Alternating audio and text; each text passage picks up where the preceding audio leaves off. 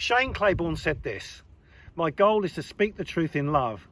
There are a lot of people speaking the truth with no love, and there are a lot of people talking about love with not much truth." Welcome to this week's Hope from the Hills. The Bible says this: "Instead, speaking the truth in love, we will grow to become in every respect the mature body of Him who is the head of the body, that is Christ." That's Ephesians chapter 4 and verse 15. What we fundamentally believe about the issues of truth and love directly impacts the way in which we live it out. Our version of love may rest and be linked to niceness without conflict, as opposed to love that shapes and transforms.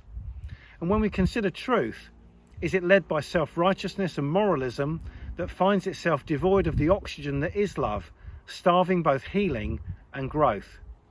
If our truth is absent love, or our love is absent truth, then all we will ultimately see and experience is disconnection. Because both truth and love should lead and direct us to both connection with God and with those that are around us. Truth is formed and made of consistencies that can be counted on as unequivocally reliable. A simple fact like 2 + 2 = 4 embodies this concept through to the greater significant truths of God's own word, His unchanging character, His design and plan for this world, and His solid and reliable promises are further consistencies that can be relied upon. However, our application and obedience to God's truth finds itself filtered through what we believe true based upon our own personal experiences and beliefs. Everything about our thoughts, feelings, attitudes, behaviours and needs require connection to both God's guidance and revelation. In short, to apprehend God's transformative truth, we must be open enough to reveal our own internal truths and receive that which aligns itself with God's truth. "Then you shall know the truth, and the truth will set you free." That's the promise from John's Gospel, chapter 8 and verse 32. Love that is the bedfellow of truth is delivered in a bouquet of non-negotiables. It's more than niceness and can only come from the security of being loved by God. We need to receive it in order that we're able to give it. This love is experienced when it is freely and unconditionally given away, expressing itself through words and actions. It's emphatic. It doesn't seek to prove that you're right and never demands its own way. Above all else, love does not deny truth or what's true, even when what's true doesn't feel good or when someone else's actions hurt another. Love addresses the truth of what has happened with the solitary goal of right-standing restoration. To ignore what's gone on is simply to be dishonest with the truth.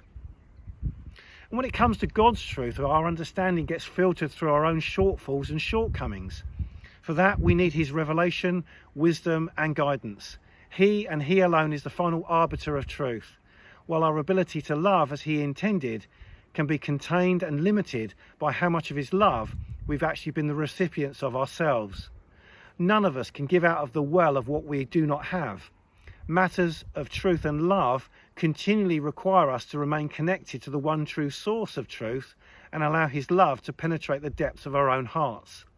This love fosters personal responsibility as the key component of growth and maturity, and includes compassion, freedom, acceptance, and safety at its heart. And may the Lord cause you to increase and abound in love for one another and for all people. That's from Paul's letter to the Thessalonians in 1 Thessalonians 3 and verse 12. Speaking a truth with the absence of love is simply condescending, callous, critical, and condemning. It's never being real, it's simply being rude. However, truth with love is compassionate, honest, honouring, and bursting with humility. It brings praise to God and indeed to others, where we are able to bring good and bad into the light of relationship without offence. To offer both truth and love in any situation, we must embrace the best understanding of truth whilst allowing the other person the freedom to choose just how they will respond, because true love is really a choice. And where fear exists, love just cannot grow. So, before you step out to speak truth in love, listen. Gain understanding and recognizing that often your understanding is limited. Develop relationships rather than diving into somebody's personal world simply because you're acquainted. Recognize the red flags of self-protection when what you're saying isn't loving and it isn't true. And to that extent, guard your tongue. Connect more and correct less. And always trust the outcome to God, because ultimately it belongs in His hands and is never ours to make things happen our way. I'll see you next time.